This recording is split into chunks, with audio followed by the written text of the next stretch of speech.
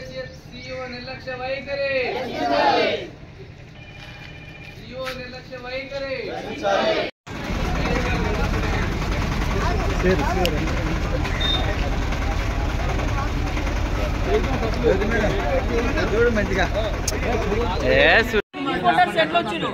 ఇంతమంది ఒకేసారి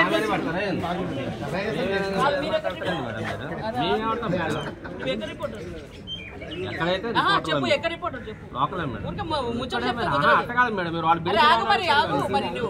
మరి ఇన్ఫర్మేషన్ పెట్టి వచ్చినా ఏంది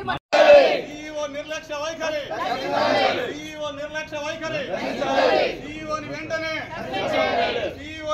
రుణమాఫీ తర్వాత సంగతి మీరు రైతులు అయ్యింది కూడా మళ్ళీ మేము వచ్చి పోలీసులు మీ మీద కేసు పెట్టి ఇబ్బంది పడాల్సి వస్తుంది తాళం వేయకూడదు